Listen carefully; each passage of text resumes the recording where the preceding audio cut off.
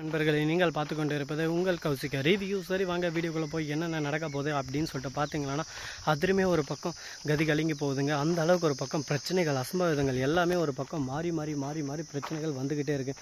இந்த பிரச்சனைகள் நடுவில் அடுத்து என்ன நடக்க போகுது, அடுத்த அசம்பாவிதம் என்னவா இருக்கும் அப்படின்னு சொல்லிட்டு பல கேள்விகள் ஒரு பக்கம் மனசுக்குள்ளே ஓடிக்கிட்டு தான் இருக்குது. சரி, இந்த மாதிரியெல்லாம் ஒரு பக்கம் போயின்னு இருக்க, மறுபக்கம் என்ன நடக்குது அப்படின்னு சொல்லிட்டு பார்த்தீங்கன்னா, கரெக்டாக நம்ம மல்லி இருக்காங்களா, அவங்க இருந்து எந்த அளவுக்கு முடியுமோ அந்த அளவுக்கு ஒரு பக்கம் அவங்க சொல்கிறத கான்ஃபிடென்ட்டாக சொல்லிட்டு தான் இருக்காங்க. விஜய், நீங்கள் கவலைப்படாதீங்க, நமக்கு எந்த ஒரு பிரச்சனையும் வராது, நம்ம எந்த ஒரு தப்பும் செய்யலை, அதனால் நம்மளுக்கு கவலையே வேணாம், அதை விட்டுட்டு மற்றவங்கள நம்ம கம்பேர் பண்ணி மற்றவங்க கூட நம்ம இது பண்ணுற வேலையே நமக்கு வேணாம் அப்படின்னு சொல்லிட்டு சொல்லியிருக்காங்க. உடனே விஜய் வந்து, இதோ பார் மல்லி, உங்க கூட சேர்ந்து சந்தோஷமாக வாழணும், அதுதான் என்னோடய ஆசை, மற்றபடி என்னோடய ஆசை எதுவுமே இல்லை, அதனால் நான் எந்த அளவுக்கு முடியுமோ அந்த அளவுக்கு இறங்கி போவேன். ஆனால் என்னை யாரானா இன்னும் மட்டம் தள்ளணும்னு சொல்லிட்டு நினச்சாங்கன்னா அடுத்த செகண்டே நான் என்ன பண்ணணும்னு சொல்லிட்டு உனக்கே நல்லாவே தெரியும் அப்படின்னு சொல்லிட்டு பேசிகிட்டு இருக்காங்க.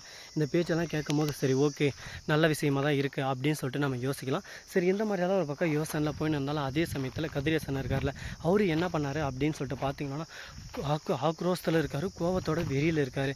எதனால், என்ன காரணம் அப்படின்னு சொல்லிட்டு பார்த்தீங்கன்னா, அவரை பொறுத்த வரைக்கும் தான் அந்த ஆள் அமுச்சு வச்சார்ல, அந்த ஆளுக்கிட்ட மாட்டிடக்கூடாது. அவரோட அடியால் மாட்டினா அடுத்த செகண்டே கதிரேசன் தான் இதுக்கெல்லாம் காரணம், கதிரேசன் தான் பணம் கொடுத்து பண்ண வச்சார் அப்படின்ற உண்மை தெரிய வந்துடும். அதுக்கப்புறம் கதிரேசனுக்கு சங்க ஊதிடுவாங்க.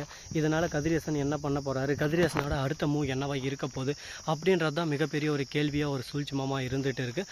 பார்ப்போம் என்னென்ன நடக்க போகுது, எது நடக்க போகுதுன்னு சொல்லிட்டு.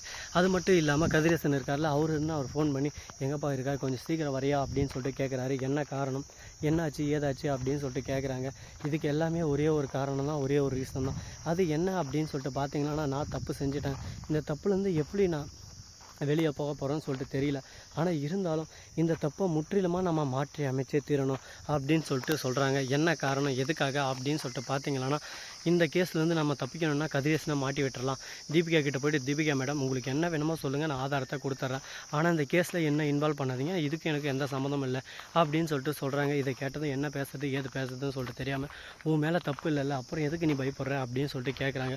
கேள்விகள் வந்து நிறையவே ஒரு பக்கம் வந்துக்கிட்டே இருக்குது. இந்த கேள்விகளுக்கெல்லாம் பதில் நம்மக்கிட்ட இருக்கா, இதுக்கப்புறம் வருமா அப்படின்னு சொல்லிட்டு பார்த்தீங்கன்னா சொல்ல முடியாது. எப்படி வேணாலும் மாறலாம், என்ன வேணாலும் ஆகலாம். அதனால் எந்த ஒரு விஷயத்தையும் நம்ம செய்கிறதா இருந்தாலும் அது எல்லாமே யோசித்து சிந்திச்சு தாங்க செஞ்சாகணும். அதனால் முற்றிலுமாக இந்த விஷயத்தை நம்ம கைவிட்டணும் அப்படின்னு சொல்லிட்டு ஒரு முடிவில் இருக்காங்க நம்ம கதிரேசன். அதே சமயத்தில் மல்லி இருக்காங்களா, அவங்க என்ன பண்ணுறாங்க அப்படின்னு சொல்லிட்டு பார்த்தீங்கன்னா, வெண்பா கிட்ட போகிறாங்க. வெண்பா கிட்ட, இதோ பார் வெண்பா, யார் என்ன வேணாலும் சொல்லலாம், எப்படி வேணாலும் உன்னை கருத்தின்னு போகிறதுக்கு முடிவு பண்ணலாம். ஏன்னா இப்போ ரொம்பவே ஒரு பக்கம் ப்ரெஷரான இதில் போயின்னு இருக்குது. எப்படியானா தீபிகா வந்து நம்மளை பிரிச்சு ஆகணும் அப்படின்னு சொல்லிட்டு ஒரு முடிவில் இருக்காங்க. அதனால் நம்மளை பிரிக்கிறதுக்கு நிறைய வழிகளில் சூழ்ச்சிமும் பண்ணுவாங்க. அதுலேருந்து எல்லாத்துலேயும் நம்ம தப்பிக்கணும்னா அதுக்கு ஒரே ஒரு வழி, ஃபஸ்ட்டு நீ எந்த ஒரு விஷயத்துலையும் இன்வால்வ் ஆகாமல் தள்ளி தள்ளி போட்டுன்னு போயினே இருக்கணும். அப்படி போனால் மட்டும்தான் நம்ம எந்த ஒரு விஷயத்தில் இருந்தும் தப்பிக்க முடியும் அப்படின்ற விஷயத்த நம்ம கண்டிப்பாக ஒத்துக்கினே ஆகணும். சரி, போனது போச்சு, இதுக்கப்புறம் இதை பற்றி பேசி ஒன்றும் நடக்க போகிறதில்ல. இதுக்கப்புறம் என்ன நடக்க போகுது, என்ன பண்ண போகிறோம் அப்படின்னு சொல்லிட்டு பார்த்தீங்கன்னா, கரெக்டாக நம்ம வெண்பா குட்டி இருக்காங்களே, அவங்க இருந்து என்ன பண்ணுறாங்க அப்படின்னு சொல்லிட்டு பார்த்தீங்கன்னா, அவங்க சொன்னதவே திரும்ப திரும்ப சொல்கிறாங்க. என்ன காரணம், ஏன் சொல்கிறாங்க அப்படின்னு சொல்லிட்டு தெரியல. ஆனால் அந்த குழந்தைகிட்ட சொல்லியிருக்காங்க, இதோ பாருமா, உங்கள் அம்மா என்னென்ன பண்ணுறாங்க, ஏது இது பண்ணுறாங்க அப்படின்ற ரகசியத்தை எனக்கு எடுத்து சொல்லு, அது போதும் அப்படின்னு சொல்லிட்டு பேசினிருக்காங்க. உடனே என்ன ரகசியம், என்னாச்சு அப்படின்னு சொல்லிட்டு கேட்க ஆரம்பிச்சதும், இது போல் தான் நடந்துச்சு, இது போல் விஷயம் தான் அப்படின்னு சொல்லிட்டு எடுத்து சொல்கிறாங்க. அதெல்லாமே எடுத்து சொன்னதும், இதுக்கு என்ன பண்ணலாம், இதுக்கு வேறு வழியே இல்லையா அப்படின்னு சொல்லிட்டு பார்த்தீங்கன்னா, ஆப்ஷன் இருக்குது.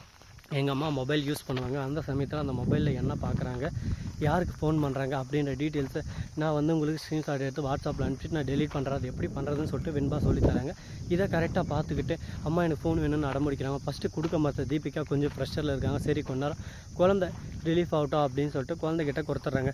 இப்போ என்ன பண்ணுறது, குழந்தைகிட்ட நம்ம கொடுத்தாச்சு அப்படின்னு சொல்லிட்டு ஒரு பக்கம் சோகத்திலையும் வேதனையிலையும் இருக்கிற போது கரெக்டாக சரி, ஓகே, எல்லாமே ஒரு பக்கம் நல்லபடியாக நடக்குதுன்னு சொல்லிட்டு நம்ம எண்ண முடியாதில்ல. ஏன்னா எந்த சமயத்தில் என்ன வேணாலும் நடக்கலாம், எப்படி வேணாலும் போகலாம். அதனால் யாரை பற்றி நம்ம இதை பற்றி கவலைப்படக்கூடாதுங்க. முடிஞ்ச வரைக்கும் நாம் இப்படி தான் அப்படின்ற வழியில் நம்ம போயின்னு இருந்தால் மட்டும்தான் நம்மளால் ஜெயிக்க முடியும். அதனால் அடுத்து என்ன பண்ண போகிறாங்க அப்படின்னு சொல்லிட்டு பார்த்தீங்கன்னா, கரெக்டாக நம்ம தலைவா கதிரேசன் இருக்கார்ல அவர் இருந்துன்னு தீபிகாவுக்கு ஃபோன் பண்ணுறாங்க. அந்த சமயத்தில் நம்ம வெண்பா குட்டி இருக்காங்களா அவங்க சொன்ன மாதிரி ஸ்க்ரீன்ஷாட் இருக்கிறாங்க.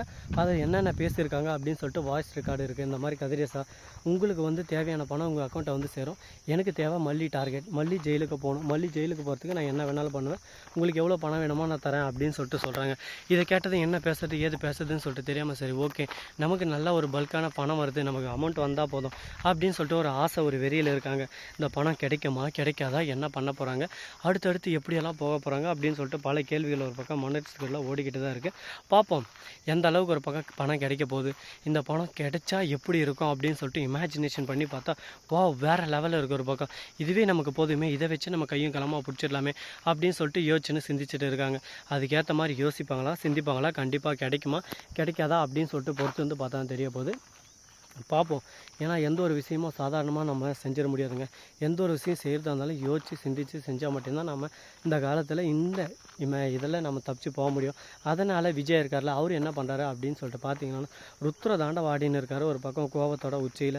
அப்படி என்னடா ருத்ரதாண்டவம் ஆடினார், அப்படி என்னடா பண்ணார் அப்படின்னு சொல்லிட்டு பார்த்தீங்கன்னா அது வேறு எதுவும் இல்லைங்க.